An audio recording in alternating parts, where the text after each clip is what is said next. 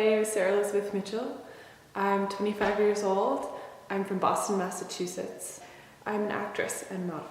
I wanted to show you guys some of the book. These are some headshots, and there's some more headshots.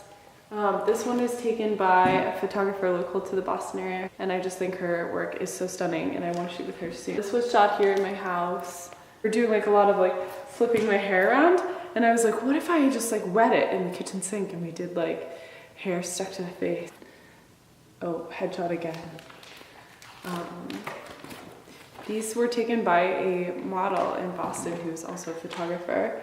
I got this jacket from the Free store at my college. There was like a swap shop basically. It's a really great jacket. I love the color. And it just like fit me super well. These are some like studio-y shots. More sort of test shots. More. This was a fun pose.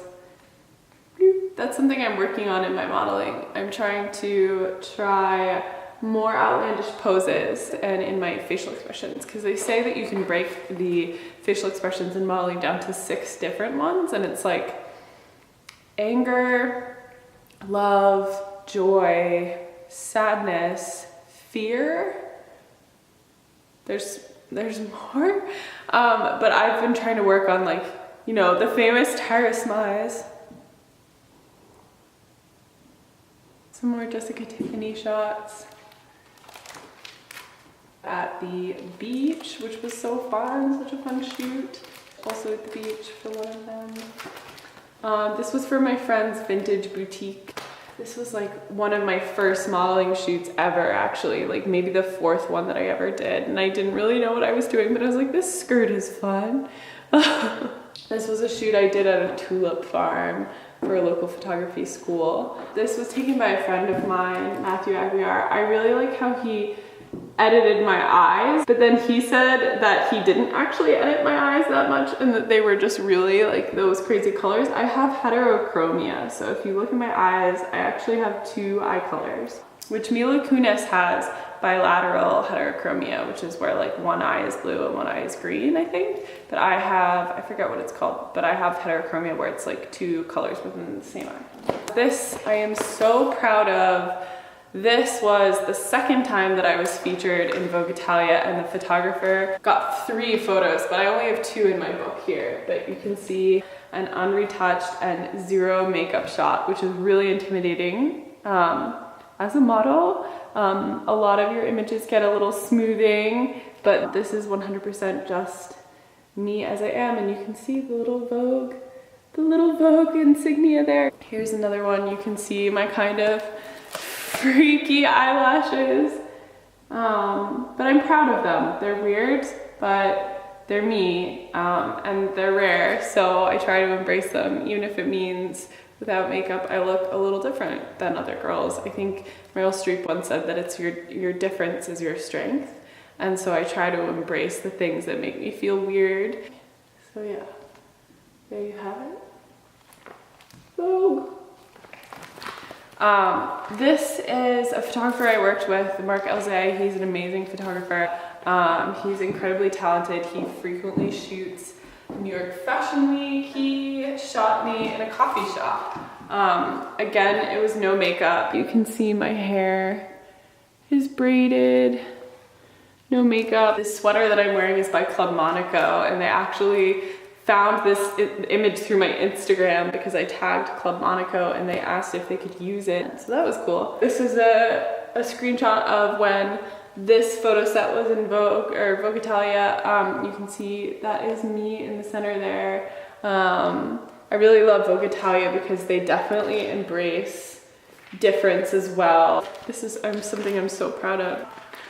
Swim shots. We tried to make me tan, many layers of tanning, one day wash off self tanner, and then the makeup artist Zara put a powder bronzer over that. So the tanness that you see here is the result of that effort. I was the most tan here because this was the first shot we took before I got in the water, and the water kind of washed a lot of the product away.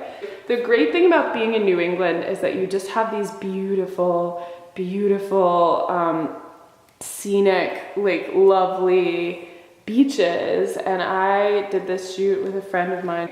It was just such a beautiful day. The dress was beautiful. It was really, really, really, really freezing cold, which you wouldn't know from the picture. There were goosebumps all over my legs. The seawater had that like cold, windy, salt breeze thing happening, and the sand was like whipping and hitting us in the face, and I had to turn my face into the wind because it was so strong that if I turned my face towards camera, my hair would just go over my face and block it completely. There's one thing that I've learned through my 2 or so years of modeling.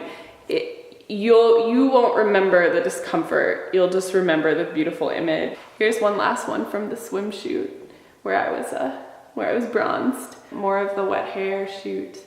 Movement can be really beautiful. You're just forced to be free and live in the moment, and I think that can make some really beautiful work. This is the same story here. Orangey, red, blonde.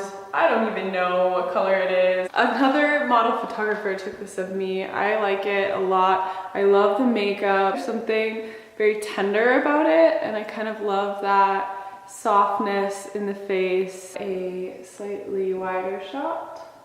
Here's some full body shots. Just posing. This is kind of funny. I feel like I'm all arms in this photo, but it's an interesting pose. Got some full body shots, just good to have in your book in case people want to see something that's like not distracting. I was in the New Yorker online only, not in print sadly, but you can see the screenshot here. But yeah, I was in the New Yorker's photo booth. That was a cool thing. I recently was part of a launching campaign for a local brand, and so I am one of the models in their editorial stuff and their e-commerce. Like if you go to buy this jacket and mouse over the jacket, you'll see me pop up wearing it. I modeled for a local designer, Sandhya Garg, who was on Project Runway in 2013, so that was really cool. So this is just a screen cap from her website. You can see me wearing her designs.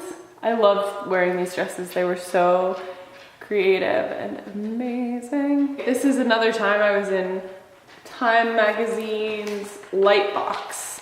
So this is just a screenshot of, you can see Time Magazine, which was really cool. Like when this happened, I remember like looking at my phone the day it happened and just being like, what? Like, that is not ever something I imagined would ever happen to me, and there it was on the screen, so I took a million screenshots. Bikini Digitals. This is Foam Talent. This is a magazine that I was in. There I am. That was me. This is a photographer that I worked with who was working on her Yale MFA thesis. This is just really cool to me to be in print. And my eye, you can see my crazy eye color. These are 3 books that I did with the same photographer. It has to do with like makeup and identity and how we distort our identity using makeup. So there's like a lot of photos of me playing a kind of character. There's a second book.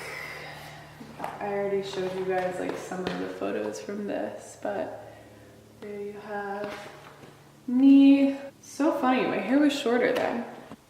Oh yeah, here's like a giant one with my eye. And a giant one with me. The final book, there I am. So funny.